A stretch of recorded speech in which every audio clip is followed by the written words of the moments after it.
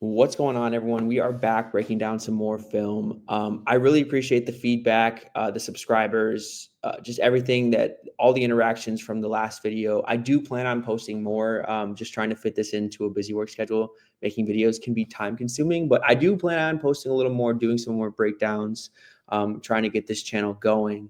And I thought we should start today with talking about Thomas Brown, the Bears' new play caller. But before we get into him, I did want to kind of go over where Shane Waldron's offense was failing the most, or not the most, in one of the most crucial parts of play calling and offense, why the Bears seem that they can't keep drives alive. And third down, I thought was just a real struggle for this group. A main reason why I thought that third down was a main struggle for this group, as it kind of was last year for Shane Waldron with the Seahawks offense, is that he liked to spread things out, right? And really lean on the strength of his receivers to win their one-on-one matchups. Because in these 3rd and 6s, third and manageables, I'd say anything under like 3rd and 10, you do see a lot of man coverage. And when you spread your receivers out, you're basically trusting that they're going to win their individual matchup. And for whatever reason, whether the Bears wide receivers haven't been as good as they were billed as, or just the usage of all three being misaligned, you can look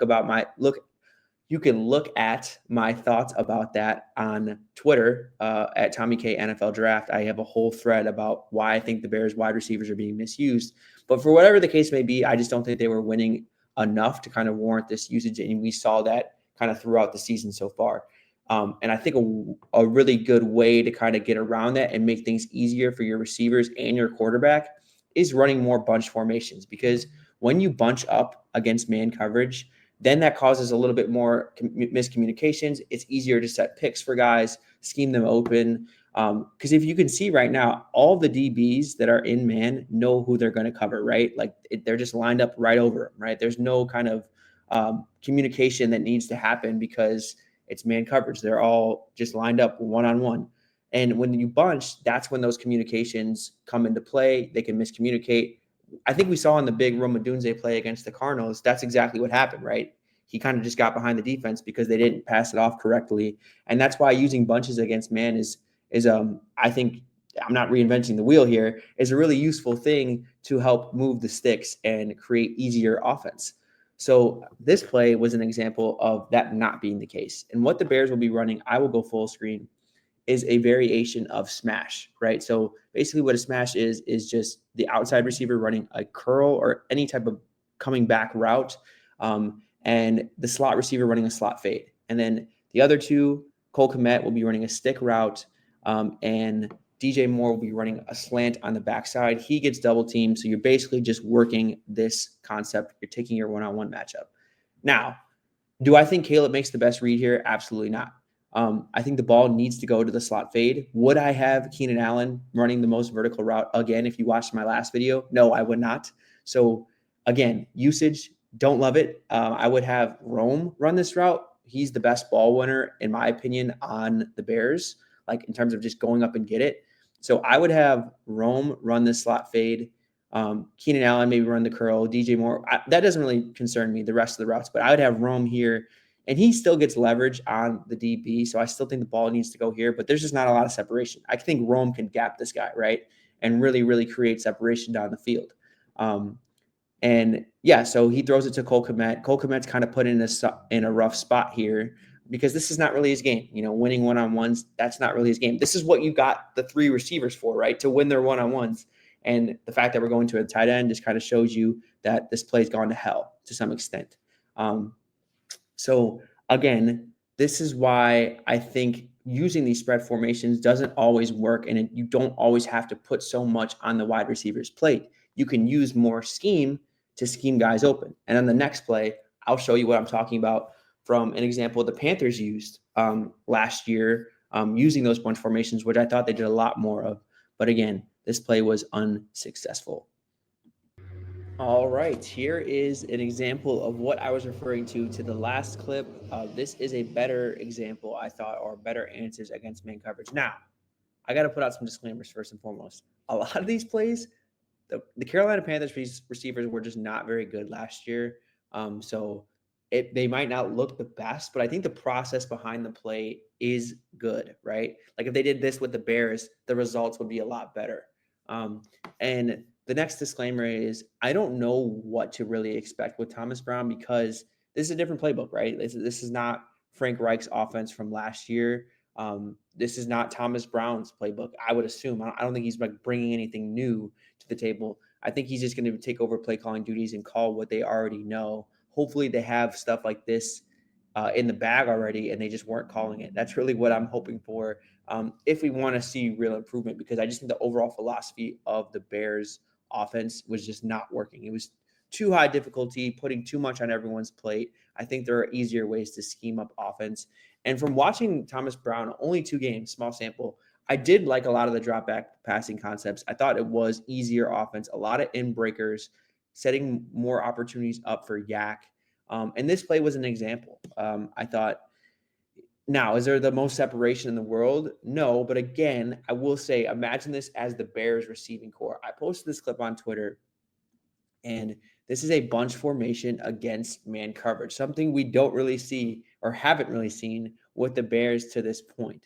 And the Packers are actually going to be blitzing here, and I do think they have a pretty good scheme. They pass this off very well. But if you, again, could just think outside the box for a little bit and imagine this with the Bears wide receiving core, and I'll explain why. So here on this concept, we're going to be having DJ Chark running basically like a fade or just like an outside release go. Amir Smith-Marset, I believe that is going to be running just a little drag route over the middle. And then I don't know if this is an option route or just a full-blown angle route where it's going inside no matter what. Adam Thielen's going to be running that here. So he's going to be angling out and then back in to kind of create separation. And then why I like this play and why I can envision it with the Bears is I'm thinking DJ Moore as the crosser guy, right? Like he's best in these yak situations. Just allow him to run to space and he'll make things happen with the ball in his hands. And you can see here, Smith or Marset doesn't really, create a whole lot of room, I guess, across the field. Like the defender can kind of just suffocates this. But if we're thinking with DJ Moore, I think DJ Moore easily laps this guy, and you dump the ball off right there. DJ Moore's turning that up the field, right? He's making this guy miss. He's turning that up the field. That's what he does best, right? And again, if you like this matchup here with Rome, one-on-one, I like those matchups too, right? Throw it up to Rome. That's what he did in college. He was one of the best contested catch players at the college level. He had one of the best contested catch seasons we've ever seen, right? If you trust him to win this matchup more than DJ Chark, because that's where the ball goes here, and he does not win his matchup, throw it up to Rome. I got no problem with that either. And then Keenan Allen, who, I've been very critical of, I think these are the routes and where he wins, what Adam Thielen's running right here. These two-way go type of routes, right? Early in the route, early separation, shake guys quickly, don't get them running. Like this is not a Keenan Allen route. The one Amir Marset is running. Don't have him run across the field. He's not running away from anybody. But when he can deke people out and make them think he's going one way and goes another, that's where Keenan Allen wins, right? And Adam Thielen doesn't really win here. But that's a route I think Keenan Allen wins, and you can put him in those situations a lot, especially on third down. Like that's what I kind of envisioned with him on the Bears. How they've used him has been anything but, right?